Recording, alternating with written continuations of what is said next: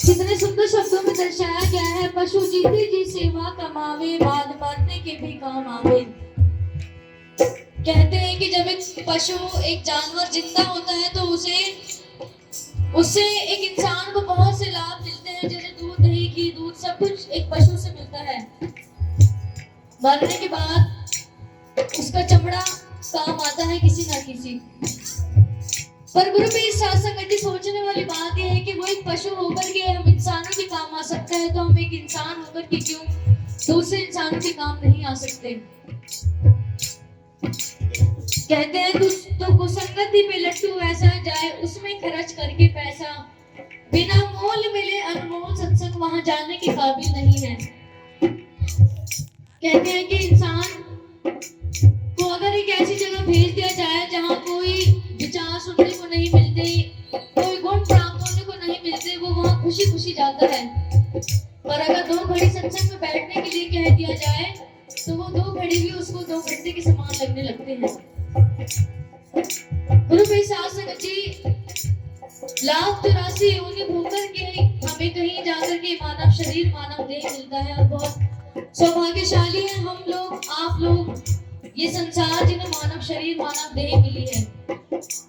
क्योंकि गुरु बेसार संगत जी कहते हैं कि चाहे कोई भी कुरान उठा करके देख लीजिए, शास्त्र उठा करके देख लीजिए, किताब उठा करके देख लीजिए, हर ज्ञान सबसे पहले हमें एक अच्छा इंसान बनना सिखाता है। और एक अच्छे इंसान की पहचान किसी की मदद करने से होती है।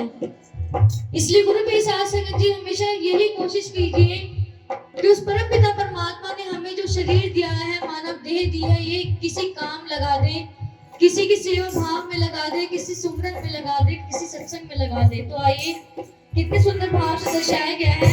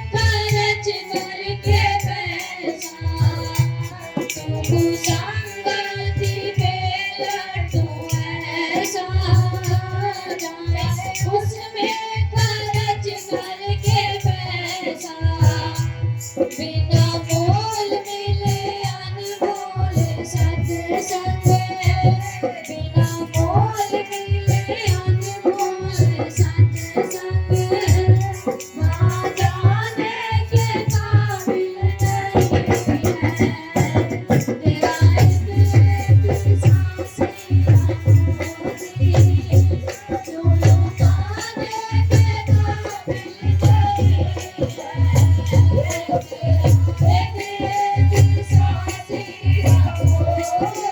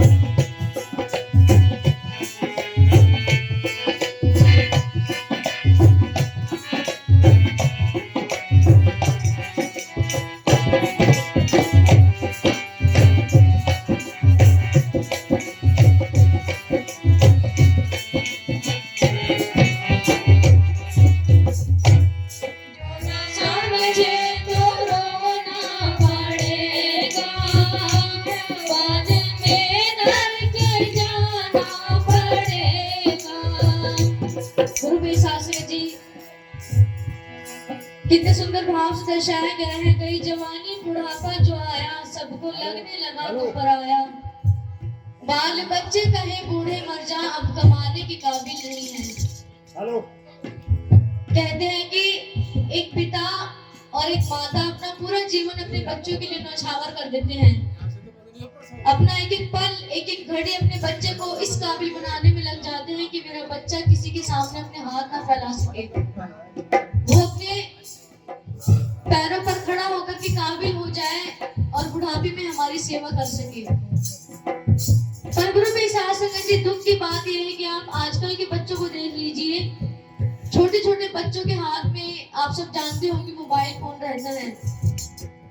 फोन में वो इतने व्यस्त रहते हैं, इतने व्यस्त रहते हैं कि उन्हें घंटों का पता नहीं चलता। न जाने 2-2, 3-3 घंटे उनके हाथ में फोन ही रहता है। उसमें गलती बच्चों की नहीं है, माँ बाप की गलती है कि वो इतनी कम उम्र में उनके हाथों में फोन पकड़ा देते हैं। और गुरु मेरी सास जी, जब वही बच्चे बड़े हो जाते हैं और अपने माता पिता की सेवा ना करके किसी गलत संगत में जाकर के पड़ जाते हैं, तो माता पिता रोते रोते परम पिता परमात्मा कहते हैं कि हे मेरे मालिक, मैंने अपने बच्चों को बड़ा कर दिया, पर मेरे बच्चों ने मुझे ही आखिरी सहारा नहीं दिया। गुरु मेरी सास जी, सोच करके देखिए, बाबा साहेब डॉक्टर भीमराव अम्बेडकर जो बचपन से ही, जिन्होंने इतने कष्ट, इतने दुख सहे, जिसकी शायद मैं कल्पना भी नहीं कर सकती और ना आप कल्पना कर सकते। अगर उनके हाथ में उस टाइम फोन होता या वो किसी गलत संगत को पकड़ लेते, तो आज वो पूरे विश्व में इतने प्रख्यात ना होते। कहते हैं कि बच्चों को जैसी परवरिश दी जाए, बच्चा बड़ा होकर के वैसे ही बनता है। इसलिए हमेशा कोशिश कीजिए, अपने बच्चों को सत्संग से जोड़िए, गुरु रविदास महाराज के विचारों से जोड़िए। हालांकि ये बात बिल्कुल सच है कि बच्चे एक जगह टिकते नहीं हैं, पर उनको टिकाना भी माँ बाप के हाथों में ही है। अपने बच्चों की परवरिश ऐसे कीजिए, अपने बच्चों को ऐसा मार्ग दिखाइए कि वो बड़े होकर के आपकी सेवा करें, आपके चरणों में उनका ध्यान हो। क्योंकि गुरु बेशासन जी, माता पिता से बड़ा कोई गुरु नहीं होता। उस परम पिता परमात्मा का दर्जा भी माता पिता के बाद आता है। इसलिए कहते हैं कि जो ना समझे तो रोना पड़ेगा, बाद में नरक जाना पड़ेगा। उस परम पिता परमात्मा ने अपनी एक एक वाणी में, एक एक शब्द में इस पूरी मानव जाति को समझाया है, फरमाया है कि अभी समय है, अभी समझ जाओ, वरना जब इस संसार को छोड़ करके जाना होगा तो सिर्फ और सिर्फ रोने के अलावा, पछतावा करने के अलावा और कुछ हाथ नहीं आएगा। कितने सुंदर भाव से दर्शाया गया है।